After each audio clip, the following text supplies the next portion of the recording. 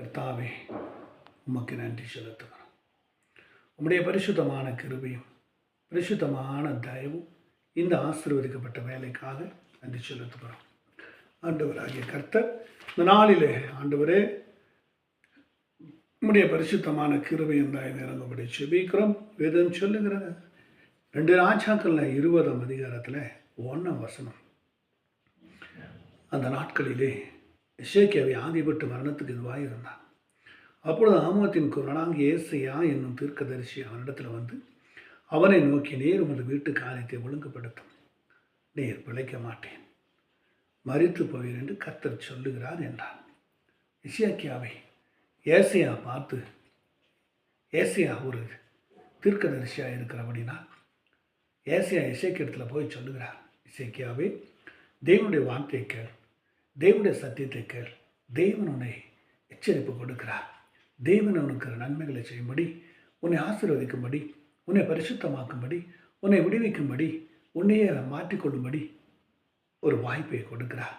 Ready, உன் வீட்டு காரியத்தை எல்லாத்தையும் ஒழுங்குபடுத்து என்றார். நீ உன் வீட்டு காரியத்தை ஒழுங்குபடுத்து, இல்லை என்றால் நீ பிழைக்க மாட்டாய் அப்படின்னு சொல்லுகிறார். உன் வீட்டு காரியத்தை ஒழுங்குபடுத்து. இதோ உன் சொத்து, உன் சுகத்தை, உன்னுடைய உயர்வு மேன்மையெல்லாம் மற்றவர்களுக்கு காண்பிப்பதை காட்டிலும் உன் தேவனாகிய கர்த்தருடைய சமூகத்தில் அவை கொடுத்த தேவனுக்கு நன்றி செலுத்தி நீ அவர் ஒருவருக்கு மாத்திரம் பரிசுத்தமாக வாழு என்று தேவன் சொல்கிறார். இவன் இந்த இசைக்கு என்ன சொல்கிறார்னா, தன்னுடைய சொத்துக்களெல்லாம் அங்கு வருகிற ஜனங்களுக்கு காண்பிக்கிறார். அப்போது ஏசையா சொல்கிறார், அவர் உம்முடைய வீட்டிலே என்னத்தை பார்த்தார்கள் என்று சொன்னார்.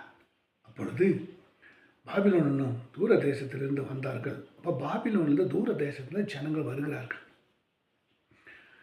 இதை தேவனின் கர்த்தர் பார்க்கிறார்.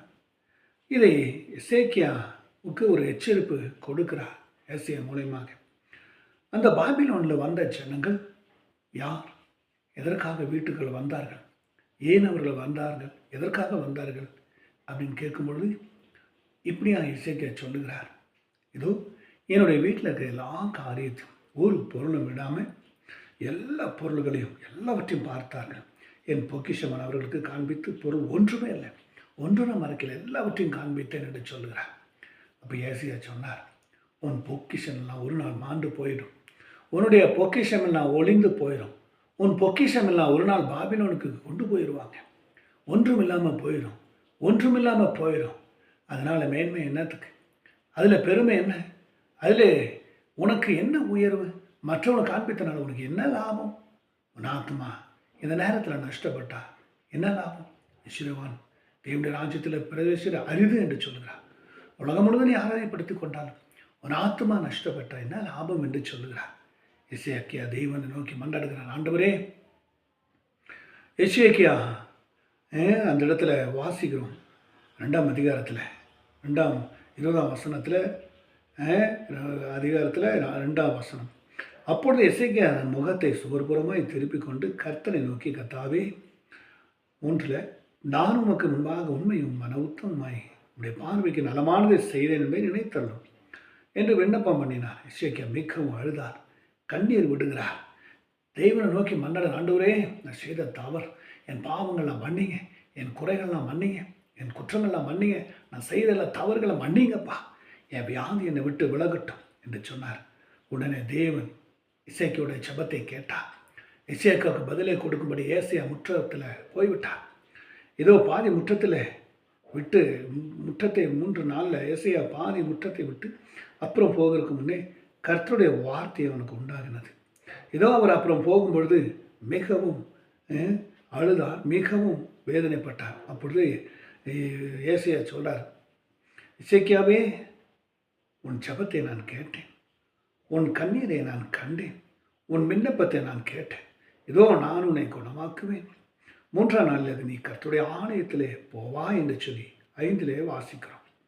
6 உன் நாட்கள் 15 வருஷமாய் நான் கூட்டி தருவேன். நீ ஆயுஷை கேட்டாய், உனக்கு 15 வருஷத்தை நான் கூட்டி கொடுக்கிறேன் என்று சொன்னார்.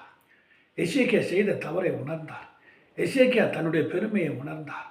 நான் ஒரு குப்பை, ஒரு மண், ஒன்றுக்கும் பிரயோஜனம் இல்லை என்று உணர்ந்தார். உணர்ந்த பிறகு தன்னுடைய வாழ்க்கையை மாற்றிக்கொண்டான். ஒரு மனிதன் நான் மரித்து போக வேண்டும் என்று சொல்லி அவன் ஒரு குப்பத்தொட்டு வழியாய் போய் ஒரு குப்பத்தட்டி அருகிலே உட்கார்ந்து கொண்டிருந்தான். நான் என்னை மாய்த்து கொள்ள வேண்டும், நான் மரித்து போக வேண்டும், நான் வாழ்ந்து ஒன்றும் பிரயோஜனம் இல்லை, எனக்கு என்று ஒன்றுமே இல்லை என்று சொல்லி மறிக்கும்படி ஒரு குப்பத்தொட்டி அருகிலே போய் உட்கார்ந்து கொண்டான். அப்பொழுது அந்த குப்பத்தொட்டியை பார்க்கும் பொழுது ஒரு மனுஷன் வந்தான். அந்த குப்பத்தொட்டியில் இருக்கிற பாட்டில்கள் எல்லாம் பொறுக்கினான். இனி ஒரு மனுஷன் வந்தான், அதிலே இருக்கிற அட்டைப்பெட்டிகளெல்லாம் பொறுக்கினான். இனி ஒரு மனுஷன் வந்தான், அதில் எல்லா பிளாஸ்டிக்களெல்லாம் பொறுக்கினான்.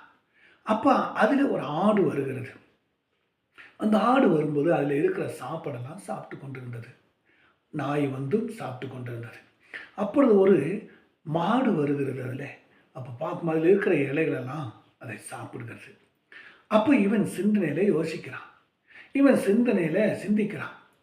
ஒரு குப்பை தொட்டி ஒரு மனுஷனுக்கு குப்பையை பொறுக்கி அதை விட்டு அவன் சம்பாதிக்கிறான். ஒரு பாட்டிலை பொறுக்கி அதில் சம்பாதிக்கிறான். ஒரு அட்டைப்பெட்டியை பொறுக்கி அதில் சம்பாதிக்கிறான்.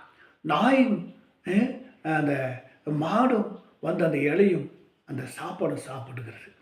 ஒரு குப்பை தொட்டியே இவ்வளோ நன்மை செய்வது எவ்வளோ ஒரு பாக்கியம். இந்த குப்பை தொட்டியில் இவ்வளோ நன்மை இருக்குதே. நாம் குப்பை என்று பார்க்கிறோம், அசிங்கம் என்று பார்க்கிறோம், நாற்றம் என்று பார்க்கிறோம்.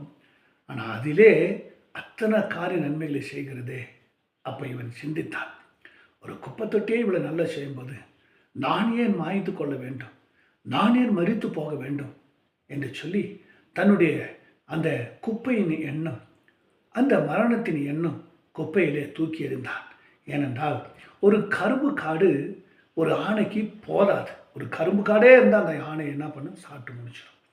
ஆனால் அந்த கரும்பை சாப்பிட்டு அந்த துப்புரம் பாருங்கள், அந்த ஒன்றுக்கு உதவாத அந்த அந்த அதாவது அந்த கரும்பு சாப்பிட்டு போடுற அந்த திப்பியை அது ஒரு எறும்பு அதுக்கு போகணுன்னு அந்த எறும்பு அதை சாப்பிட்டுக்குது, அதோடைய தேனெல்லாம் உறிஞ்சிக்குது.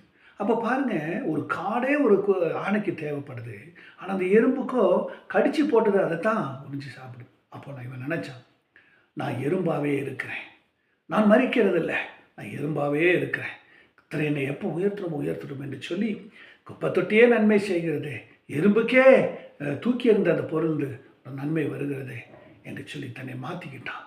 தன்னை தெய்வ சமூகத்தில் கொடுக்கும்படி தன்னை மாற்றிக்கிட்டான். இந்த நாளில் தெய்வ பிள்ளைகளை இந்த வசனத்தையும் இந்த ஜெபத்தையும் இந்த ஃபோன் வழியாக பார்க்குற ஒவ்வொரு பிள்ளைகளையும் கர்த்தர் நாளில் ஆசீர்வதிக்கட்டும். உங்களையும் நீங்கள் பாதுகாத்து கொள்ளுங்கள். உங்களையும் கர்த்தருடைய சமூகத்தில் கொண்டு வாங்க. கர்த்தரை கீழ்ப்படிங்க, கர்த்தரோடு கூட இணைந்துருங்க. அவர் உங்களை மென்மேல் ஆசீர்வதிப்பார். ஒரு நாள் உங்களை விட்டு விலக மாட்டார். அந்த தேவ சமூகத்தில் நீங்கள் கொடுங்க, வசனத்தை கேளுங்க, செபிங்க. கர்த்தர் உங்களை ஒவ்வொருவரையும் ஆசீர்வதிப்பார். ஆசீர்வதிங்க, பலப்படுத்த கேனப்படுத்தும். இரட்சகர் மீட்பர் இயேசுவின் நாமத்தில் செபிக்கிறோம். ஜெபங்க நல்ல கர்த்தாவே. ஆமேன், ஆமேன், ஆமேன்.